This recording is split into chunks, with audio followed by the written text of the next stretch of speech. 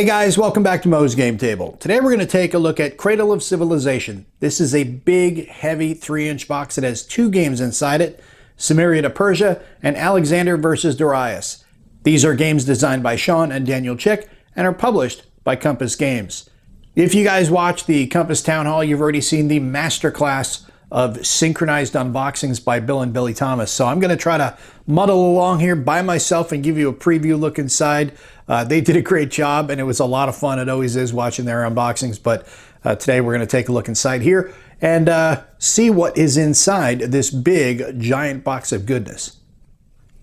And on the back of the box we have the information for both games listed out. We're going to look at Sumeria to Persia first. For thousands of years, civilizations rose and fell in the ancient Near East. Sumerian city-states gave way to great kingdoms and empires. Egyptian dynasties came and went. The Greeks went from the glories of Mycenae to a backwater and then to laying the seeds of Western civilization. The period culminated in the foundation of the Persian Empire by Cyrus II, later known as the Great.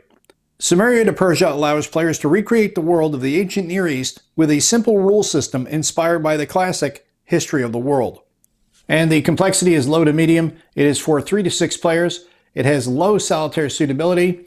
It is 45 minutes per player, and it is recommended for ages 14 and up. And you can see the example of the counters and the cards that will be used in the game. And just as a side note, there is one mounted map that comes in the game, and that will be used for both games.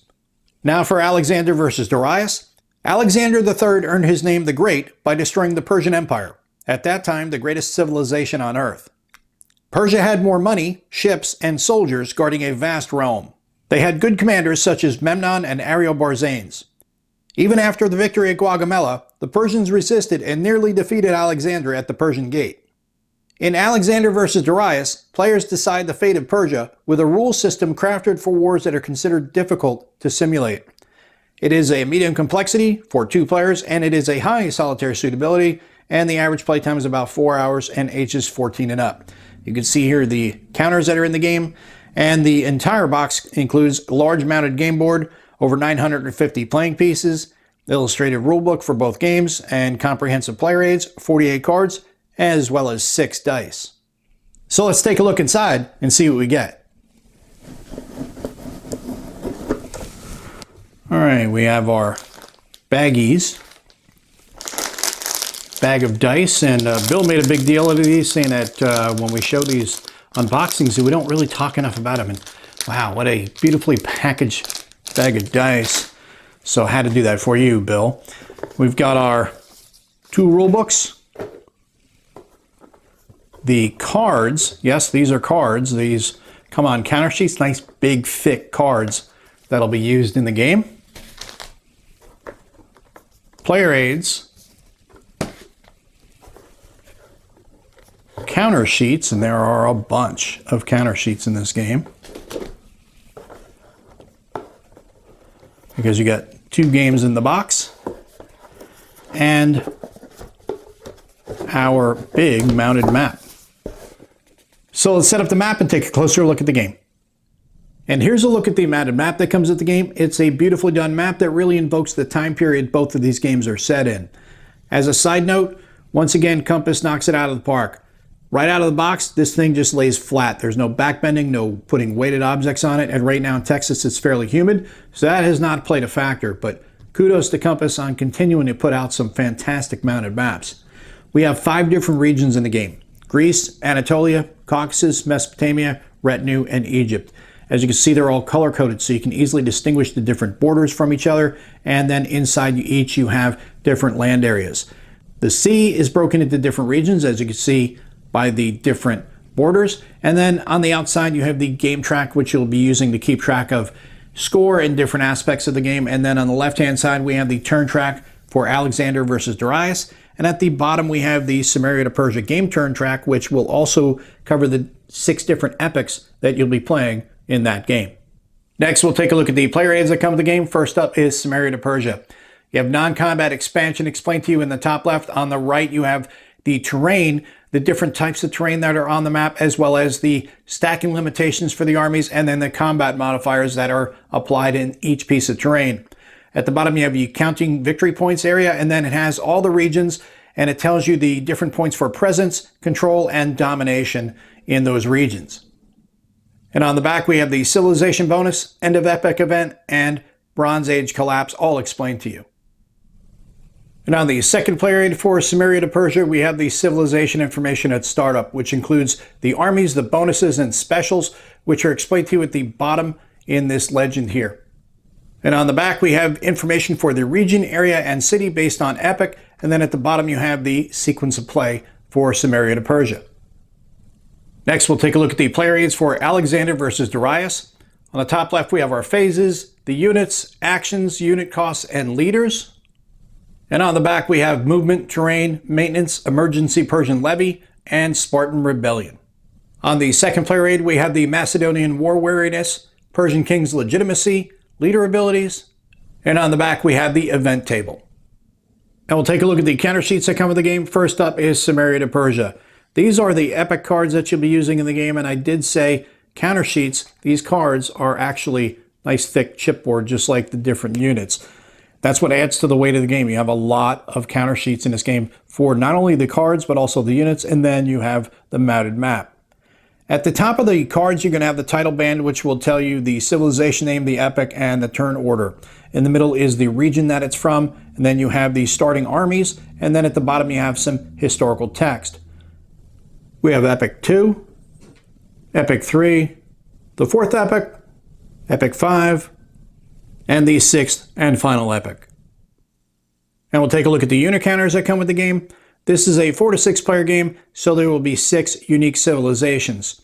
On the left-hand side, you have both the number and a color stripe that will indicate what epic the unit comes in on. Same for the 2nd, 3rd, 4th, 5th, and the 6th. You can see all of them are unique. Then we have the blue player, the gray player, light green player, yellow player, and then the last sheet for the red player. Then we have the last of the counters for Sumeria to Persia, which are the wonders. And then we have some counters for both games, which are the cities at the top. And then we have the garrison and track markers that'll be used in Alexander versus Darius. Next, we have the Macedonian units. We have light infantry, phalanx, heavy cavalry, light cavalry, and then we also have hoplites, as well as the Athenian ships and Cretan light infantry. And along the bottom, we have the various leaders that'll be in use in the game. And then for the Persians, we have the light infantry, medium infantry, immortals, light and heavy cavalry, as well as your naval vessels. And along the bottom, we have hoplite mercenaries, the Spartan phalanx, and at the very bottom, we have the Thracian light infantry. Also the leaders that'll be in use for the Persian army. Next, we'll take a look at the rules for Sumeria to Persia. This is a 20-page full-color rulebook. On the inside of the front cover, we have the table of contents, as well as a listing of what comes in the box. Object of the game board, your civilization cards, as well as the counters, all explained to you. We've already talked about that when we looked at those. The epic city cards, and the civilization summary cards. And then setting up the game starts on page 4. Get to the new civilization allocation phase, strategy phase, the civilization round. As you can see, this is all about civ building this game. Civilization bonus, starting a new civilization. Then we get into combat, non-combat expansion. A lot of images to help you understand all the different parts of the game, as well as the player aids. Special rules for civilization, your exceptions, Sargonide, Syria, and then Persia. Player scoring, end of epic events. The optional rule for non-player civilizations, if you want to add in, say you've got 4 players and you want to add in 1 or 2 extras, you can go with non-player civilizations. Then we have designer's notes on page 10, and that's the end of the rules. After that, they're going to go through the different decks of the game. And it'll start off with the early Bronze Age, middle Bronze Age, and then the late Bronze Age, the Dark Ages, the Iron Age, the Achaemenid era, and then the civilization bonuses are explained on page 17. Then we also have the same information that we get on the player aids, and then we are at the back of the rulebook. Now we'll take a look at the rules. This is a 20-page full-color rulebook. The inside of the front cover, we have the table of contents, and then again, a listing of the box contents that come with the game. The objectives of the game are explained to you here, and then the phases for each of the game turns broken down for you here. You have the map explained, all the different areas of the map explained to you. Then we get into movement, the different types of movement in the game, army movement, force march, fleet movement, and then embarking and disembarking. Then we have the garrison markers for control, combat, and leaders, and then a breakdown of the different units for both sides in the game. That carries over to page 6 for the different types of units, and then we get into land combat, where we get into the combat procedure, retreating, retreat before combat, breaking off combat, retreat check, and then victory. Then we have sea combat, Persian fleet raids, sieges, supply, out of supply recruitment.